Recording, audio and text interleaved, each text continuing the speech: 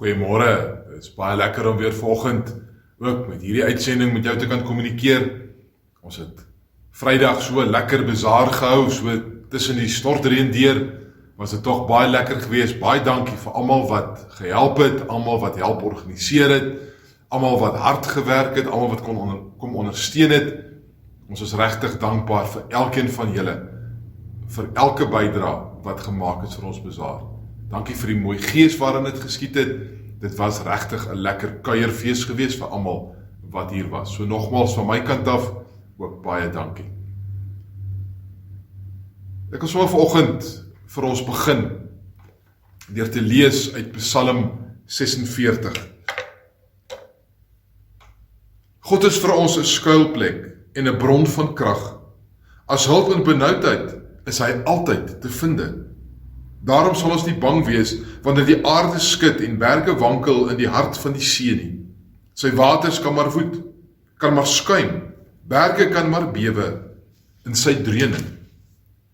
Vers 9. Kom kyk na die dade van die Here. Hy wat skrikwekkende dinge op aarde doen, wat oorloë laat opbou tot aan die einde van die aarde. Bo breek hy stukkend en hy verpletter spiese. Waans verbrand hy in die vuur. Bedaar en erken dat ek God is. Ek is verhewe bo die nasies. Ek is verhewe bo die aarde. Die Here heerser oor die magte is met ons. 'n Toevlugsoord is die God van Jakob vir ons. Mag jy daar waar jy is beleef dat die Here in sy groot barmhartigheid, genade en vrede ook vir jou nou seën met sy teenwoordigheid, met sy krag en met sy liefde. Amen.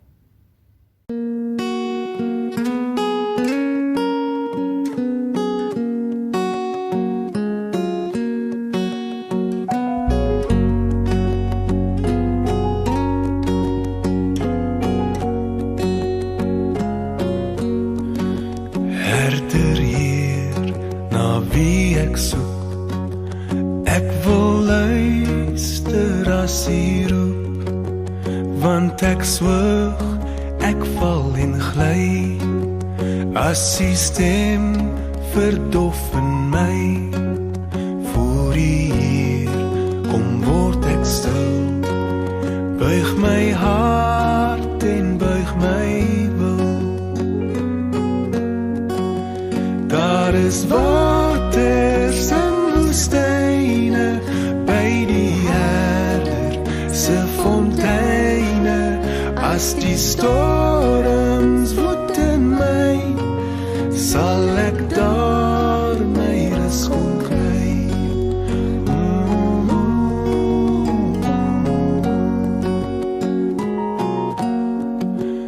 Wys U my hoe ek moet leef, leer U my om U te ken.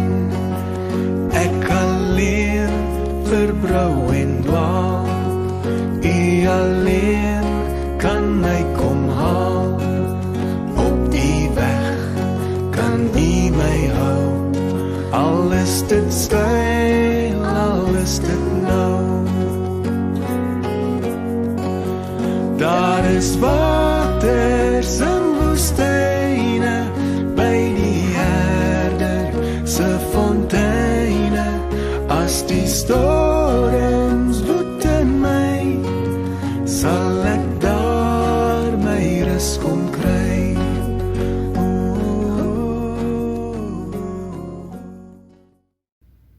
Ons lees vanoggend saam uit Numeri hoofstuk 13.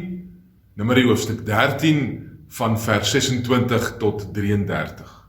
Maar voor ons lees, kom ons raak net eers stil in die teenwoordigheid van ons Here.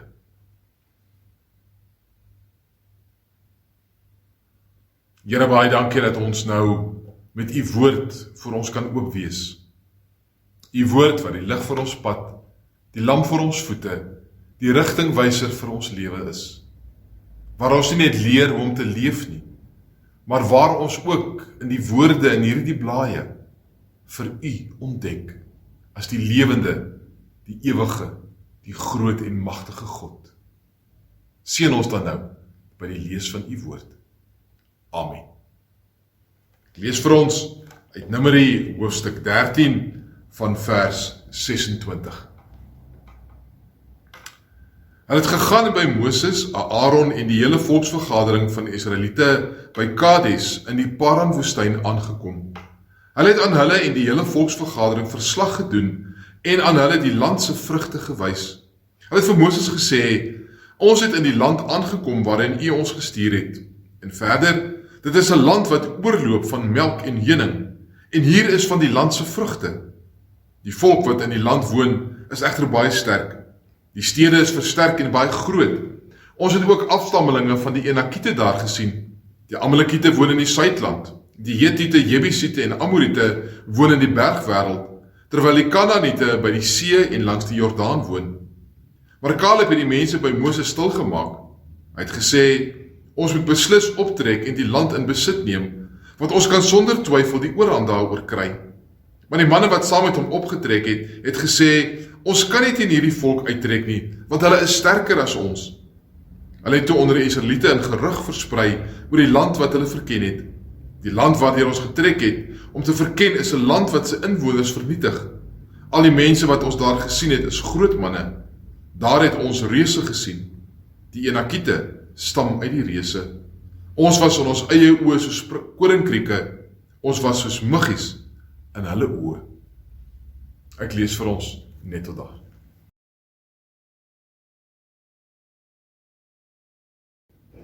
Ons tema vanoggend is met God kan ek beslis.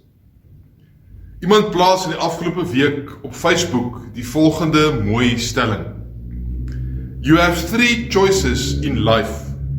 Give up, give in, or give it all you got. Die eerste 2 is baie keer daarom baie maklik. As dit moeilik lyk, as die lewe moeilik raak, as iets 'n taak of 'n opdrag vir my net te swaar raak, dan is dit baie maklik om op te gee. Om te stop, ek gaan net nie verder daarmee nie. Give up. Of as die druk te veel word, of as die versoekings te groot is, give in. Gee toe. Join the club. Gee maar in en word maar deel van die stroom van ons wêreld. Of die derde keuse is daar vir my. Give it all you got. Gee dit alles wat jy het. Vat die lewe aan. Sit jou tee. Beklei vir waarin jy glo. Doen die skynbaar onmoontlike. Maar moet net nie ingee of toegee nie. Wat maak dat 'n mens baie keer lus is om in hierdie lewe op te gee? Waarskynlik wanneer iets vir jou te groot raak. Wanneer dit soos 'n reus voor jou kom staan en dit vir jou voel asof jy hierdie ding nie kan of gaan oorkom nie. En verseker, moet ons ook nie te hard wees op onsself as jy of iemand anders opgee op iets nie. Daar is tye wanneer dinge werklik vir ons net te groot raak. Wanneer die lewe te veel raak om te oorkom. Wanneer ons gekonfronteer word met stryd, hartseer, met die dood, met siekte, met bekommernis, met verlies. Dit is nie maklike goed om te hanteer nie. Wat maak dat mense ingee? Ek dink waarskynlik gee mense baie keer in omdat dit makliker is. Omdat dit makliker is om maar net oor die vloei van dinge te gaan, as om stroom op te wil beer. Soms is die strome teen 'n mens net te sterk. Voel jy asof jy nie die krag het om dit te staan nie. En verseker, moet ons ook nie te hard wees op mense wat ingee of meegee nie. Dit kom ons almal oor. En sonder om nou klisjé-agtig te wees, die tyd waarin ons leef, het 'n mens teen die tyd nou al agtergekom, is die reuse groot. En die strome waarin ons baie keer meegesleer word, is sterk strome. Ons word soms met een hou neergeklap deur die lewe.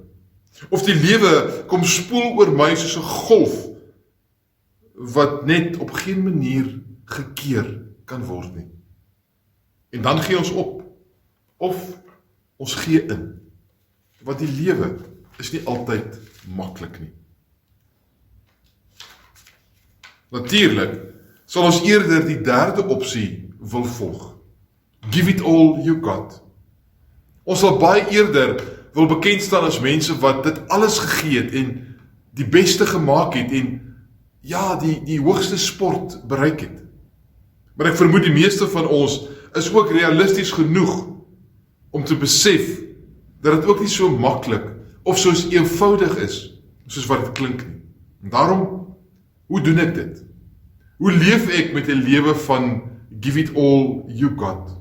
Hoe skop ek vas as die lewensgolwe kom? Hoe sit ek my tee as die reuse van die lewe alweer voor my kom staan? In Numeri 13 lees ons vir Israel op die drempel van die beloofde land, Kanaan. Die belofte van God dat hy vir hulle 'n land sal gee, dat hulle uit Egipte sal lei en vir hulle in die beloofde land sal bring, daardie belofte is op die punt om vir hulle waar te word. In hierdie tyd was vir Israel 'n tyd van baie ops en afs. 'n Tyd van moeilike dinge wat hulle moes deurmaak en beproewinge wat hulle moes deurmaak. Vir God op 'n nuwe manier ontdek en leer ken, maar ook moes leer om op hom te vertrou en ja, om ook voort te gaan met die lewe. Daar was hoogtepunte van God se wonderlike voorsiening en redding uit kritieke situasies vir hulle gewees. Ongelooflike lesse en ontmoetings met God self wat Israel ontdek het. Maar daar was ook talle teleurstellings, ontnugterings, klaarry, moed verloor, vertroue verloor, geloof verloor momente vir Israel tot daar. Maar hier is hulle nou. Die beloofde land roep. Die belofte, die droom is amper waar. So, Moses stuur 'n paar verkenners uit om die land te gaan verken. 12 manne word uitgestuur en 40 dae later kom hulle terug. En na die 40 dae keer hulle terug na Moses en doen hulle verslag. En dis die gedeelte wat ons dan ook gelees het in Numeri 13. Die verkenners kry vir Moses en Aaron en die volk, kry hulle in die Paran woestyn. Nou, ons weet in die Bybel dat woestyn is maar altyd 'n simbool van 'n plek van ongemak. Dit is 'n plek waar 'n mens gestroop is van jou sekerhede, van jou veiligheid. Dit is 'n plek waar jy tekorte beleef, nie net in kos en water nie, maar in baie opsigte. Woestyn is ook maar altyd 'n plek van ontdek en van ontmoetings met God self. So hier in die woestyn kry die verkenners vir Moses en die volk. Hulle kom uit Kanaan. Hulle kom uit die beloofde land, die land wat hulle self noem 'n land wat oorloop van melk en honing. 'n Land van oorvloed, 'n land van rykdom, 'n land van geleenthede.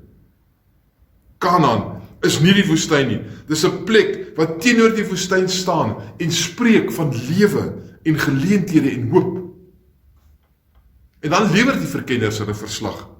Kyk, hier is die vrugte, sê hulle vir Moses en die volk. Dit is 'n land wat oorloop van melk en honing. Ek onthou die prentjie in die kinderbybel van hierdie druiwetros wat hierdie verkenners gedra het, wat so groot was, dat die 2 manne dit moes 'n draaghout tussen hulle moes dra oor hulle skouers. So die prentjie wat ons kry is die van hoop, van lewe, van nuwe lewensmoontlikhede wat vir die volk wag wat in die woestyn is. As ware 'n beeld wat van kyk wat kan ons gaan geniet in die land wat die Here vir ons beloof het. Kyk wat lê vir ons gereed. Kyk wat wag vir ons. Maar dan kom die al-ewige maar.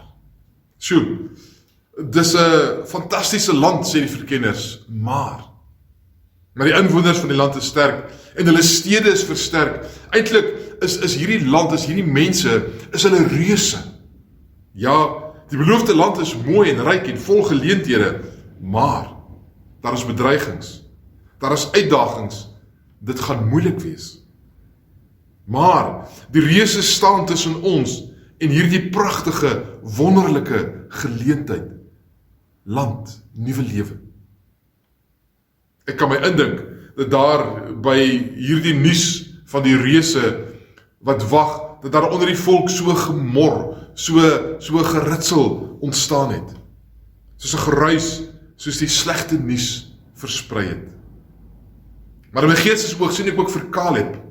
Caleb wat as ware staan en rondtrippel en net wag dat die man moet klaar praat, dat hy ook iets kan sê. aan Caleb lees ons, maak die volk stil. Die Hebreëse woord wat hier gebruik word, is die woord has, wat eintlik vertaal kan word in Afrikaans met sst, bly nou stil, wag, moenie verder praat nie. Caleb sê nee, wag, daar is 'n ander kant aan die storie. Alles is nie doom en gloom nie. Kyk hoe mooi stel Caleb dit. Hy sê, ons moet beslis optrek. Ons kan die land in besit neem. Caleb sien dinge vanuit 'n ander hoek en vanuit 'n ander perspektief. Caleb sien nie die reëse nie, maar hy sien die geleenthede. Caleb sien alreeds hoe die volk Kanaan inneem en die melk en heuning vir hulle self kom toeëien. Hoekom sê Caleb dit? Hoekom kan Caleb 'n positiewe ander prentjie skep as die ander verkenners? Ek vermoed dat in die eerste plek waarskynlik te doen gehad het met Caleb se natuurlike lewensingesteldheid. Ek vermoed hy was 'n positiewe mens. Ek vermoed hy was die optimis wat die glas halfvol gesien het. Caleb was een wat die geleenthede van die lewe gesien het en dit wou aangryp. Maar ek dink ook dat Caleb 'n ander motief gehad het hoekom hy so positief gereageer het. Hy het waarskynlik, soos die ander nie gedoen het nie, het Caleb onthou wat God tot op daardie moment reeds vir hulle gedoen het. Waarskynlik het Caleb onthou dat God die God van die belofte is. Caleb het waarskynlik gesien vir God wat reeds daar is, wat reeds vooruitgetrek het, vir God wat 'n plan het, vir God wat met sy volk op pad is, na iets beters, iets mooiers, iets wonderlikers. Caleb het waarskynlik na die situasie vanuit 'n geloofsoog gekyk en geweet dat gehoorsaamheid die enigste manier is om dit te kry wat God vir die volk wil gee. Ten spyte van Caleb se positiwiteit, ten spyte van sy positiewe perspektief, van sy opgewondenheid, van sy oproep om te sê, maar ons moet dit beslis doen, bly die ander verkenners bang. Nee, die reëse is daar, hulle is sterker as ons. Caleb sien die geleenthede raak, die ander verkenners sien die reëse raak. Dis asof die verkenners nog as ware vasgevang is in die slawerny van Egipte. Vasgevang in hulle eie gedagtes van onvermoë, van ontoereikendheid. En dit bring vir hulle by vrees. Vrees wat hulle lam lê. Vrees wat hulle eerder wil laat omdraai. Want hulle vergeet, ja, die reëse is sterk, maar God is sterker. Ja, die reëse is groot, maar God is groter as die reëse. Die uiteinde is dat die verkenners slegte nuus, slegte gerugte, 'n slegte boodskap en vrees onder die volk versprei. En die volk so aansteek dat dit hulle met slegte moed laat. En dat die volk selfs met 'n stuk moedeloosheid en vrees en opstand en woede teenoor God ervaar en teenoor Moses wat hulle leier is. Die slegte nuus en vrees maak dat die Israeliete niks selfvertroue oorhou nie. En dat hulle van hulle self niks begin dink nie. Deel van die uitdaging was vir hulle om te sien hoe God iets kan doen. Maar op die ouende dink hulle van hulle self as koringkrieke, as muggies. Iemand het by geleentheid gesê, we become what others say or think we are. En dis presies wat met hierdie volk gebeur. Die slegte gerug, dit begin hulle glo. Gemaksones, veilige plekke waar ek en jy geborge voel, kan soms van die gevaarlikste plekke op aarde wees. Want dit kan my lam lê, sodat ek nie vorentoe kan kyk en weier kan kyk en die geleenthede en die ruimte wat God skep vir my as mens, kan begin raak sien. Ja, die lewe is vol bedreigings en vol uitdagings. Ek en jy, ons het almal reëse in ons lewens. Die groot vraag is egter, hoe reageer ek en jy op daardie reëse? Hoe reageer ek en jy op die uitdagings, op die beproewings, op die ongemak, op die onsekerhede van die lewe? Hoe reageer ek en jy op die gerugte, op dit wat ander mense sê? Hoe reageer ek en jy op die doom en gloom wat die media en wat mense soms vir ons wil kom voorhou? Die ander realiteit is dat hier gepraat word van 'n land wat oorloop van melk en honing. 'n ander werklikheid waar daar hoop en lewe is. En soos wat Israel voor hierdie keuse gestel is, word ek en jy ook voor hierdie keuse gestel.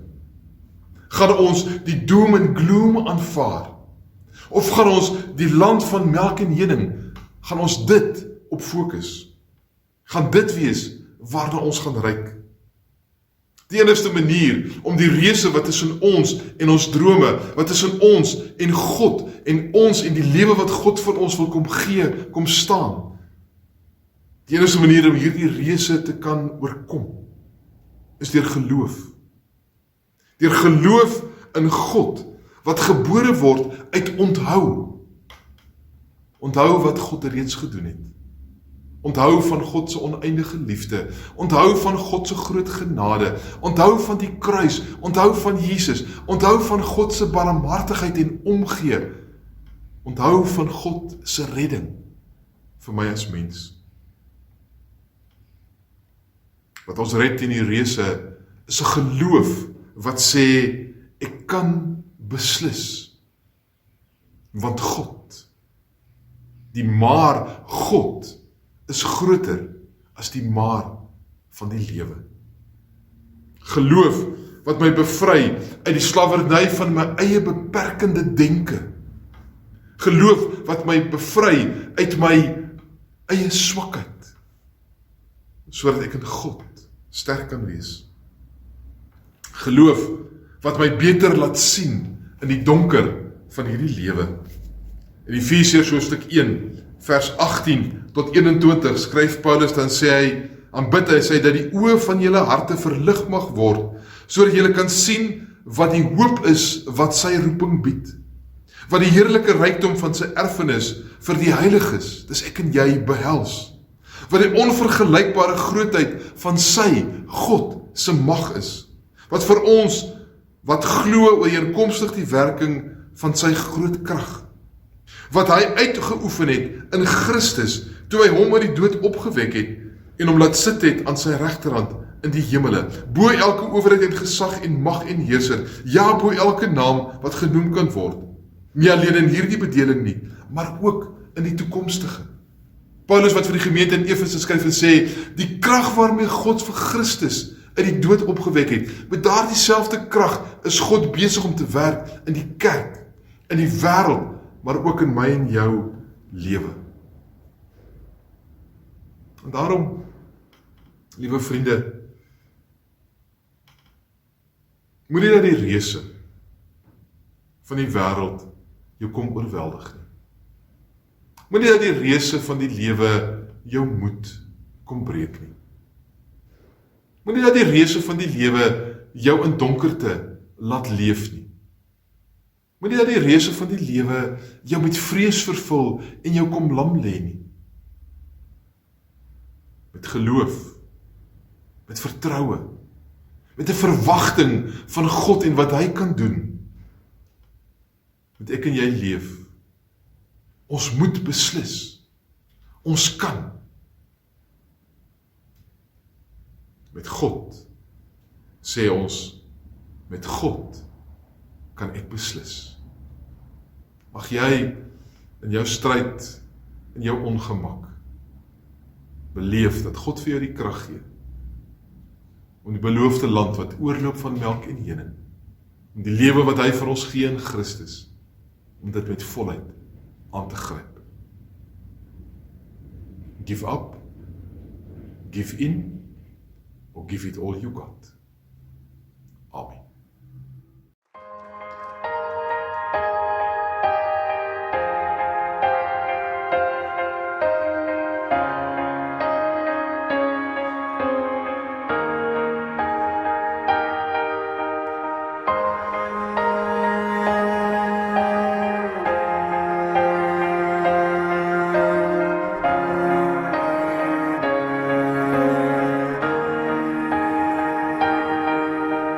When I stand before your throne, dressed in glory not my own, what a joy I'll sing of on that day. No more tears or broken dreams, forgotten is the minor key. Everything as it was meant to be. And we will worship, worship, forever in your presence we will sing. We will worship, worship you. An endless hallelujah to the King.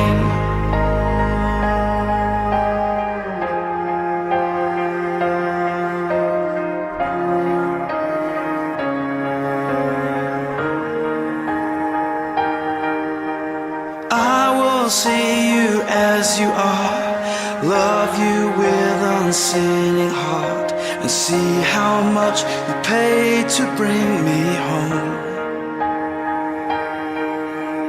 Not till then, Lord, shall I know, not till then how much I owe. Everything I am before your throne, and we will worship,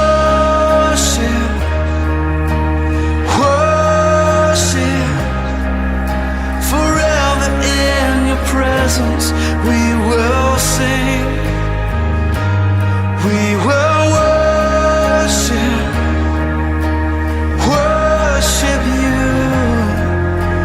An endless hallelujah to the King.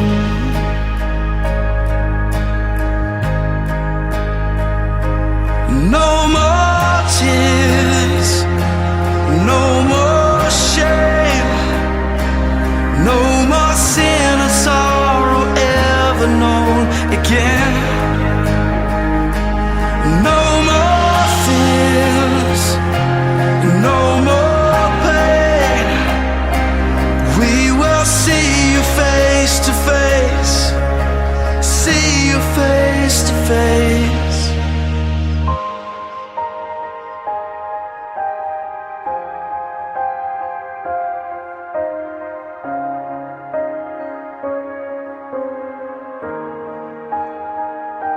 And we will worship, worship, forever in your presence we will sing, sing.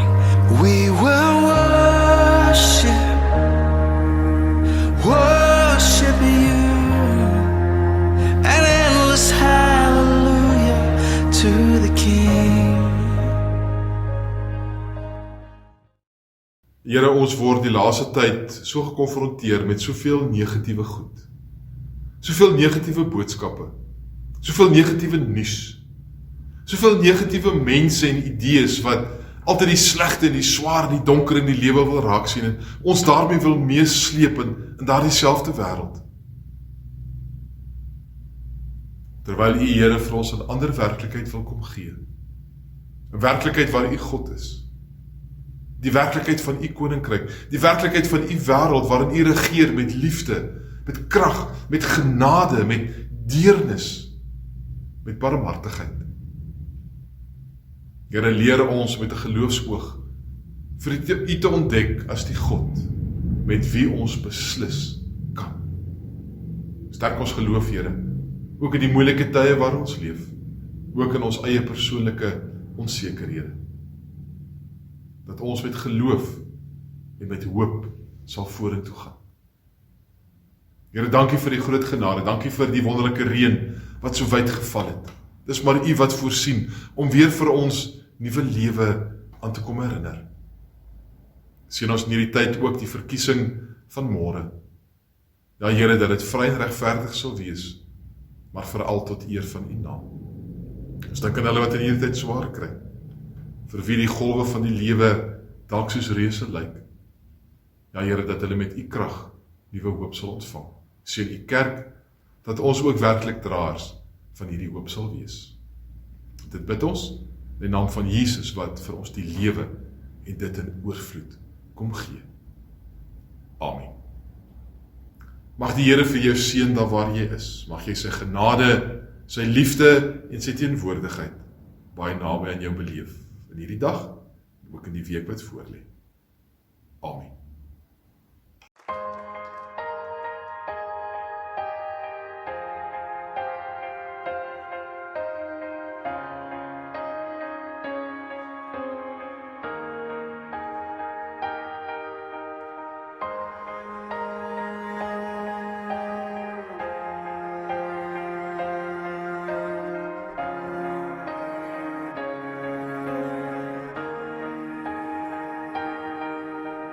When I stand before your throne, dressed in glory not my own, what a joy I'll sing of on that day. No more tears or broken dreams, forgotten is the minor key. Everything as it was meant to be. And we will worship, worship, forever in your presence.